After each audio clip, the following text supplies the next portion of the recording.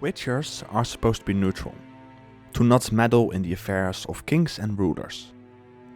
But not every Witcher followed that code.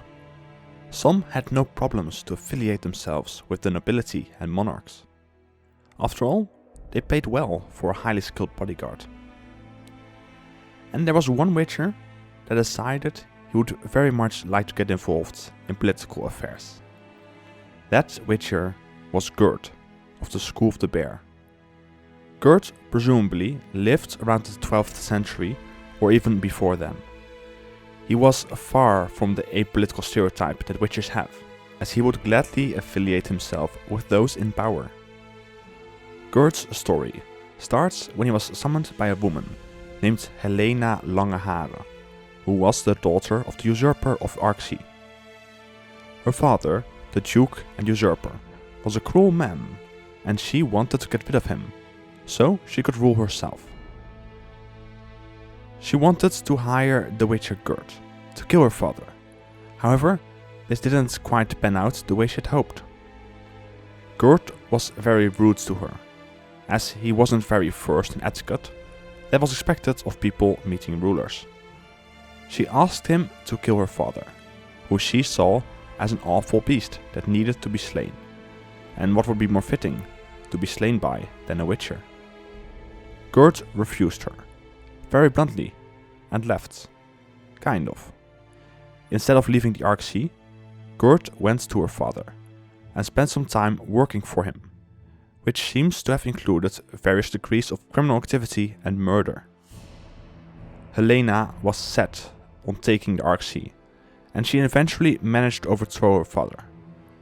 As a result, Gerd had to flee the Arksea, as the now Duchess, Helena, had placed a bounty on his head for 300 Arksea denars, due to all the crimes he had committed. Because of the bounty, Gerd fled to Skellige, Skellige to be more precise. On his journey to the Isles, he was chased by men from the Arksea who wanted to bring him to justice, but Gerd made quick work of them, as they perished by his hand. After setting foot on the island, Gerd quickly found work, as there had been a dragon that moved to some elven ruins. The Skellige peasants wanted him to slay it, and so he did. Yet another rule he broke that most witchers have. These events would later be composed into a ballad, dedicated to the Witcher. He was seen as a hero by the locals, as a fearless warrior, but his pursuers from the Arksea still saw him as a criminal, and at night they attacked him once more. The assailants seemed to be unaware of the fact that witchers can see just fine in the dark, and when they realized it, it was already too late. And while it wasn't hard for Gerd to keep killing the men came after him, it was somewhat annoying, and so he set out to Skellige, the home of Clan Torgyr. Here, he cleaned out all the monsters and specters that had moved into the castle belonging to the leader of Clan Torgyr at that time, Torgyr the Red. A few months ago, Torgyr had lost his brother-in-arms, and was still deeply saddened by his death. But he and Gerd got along surprisingly well. They seemed to understand one another, and you might say that they became friends. Together they feasted and hunted, and for a short while, Gerd was safe from his pursuers. I mean, who would dare to confront him on a land where he befriended the ruler? But what is a witcher if he doesn't kill any monsters for coin? Gerd had to get back to work, and he was offered a contract by Torgyr to kill a Striga on Skellige. And while Gerd accepted the contract, he first had another contract to fulfill.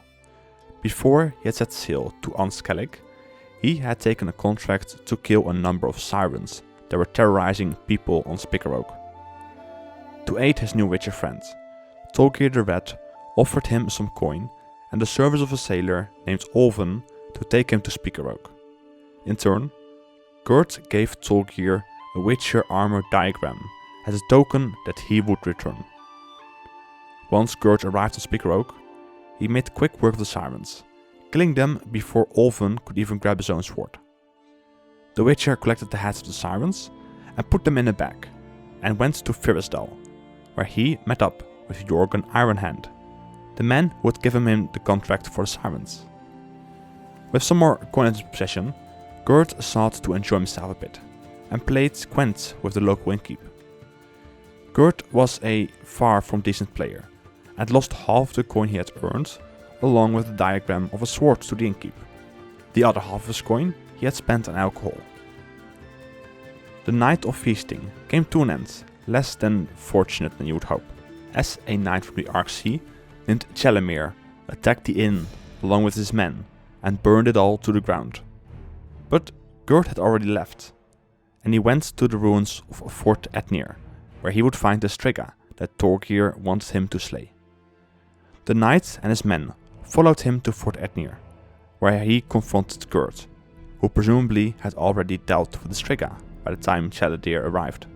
Gerd once again proved to be way more capable than the knight from the Arksea expected, as he quickly took down 5 of the knight's men and wounded the knight himself.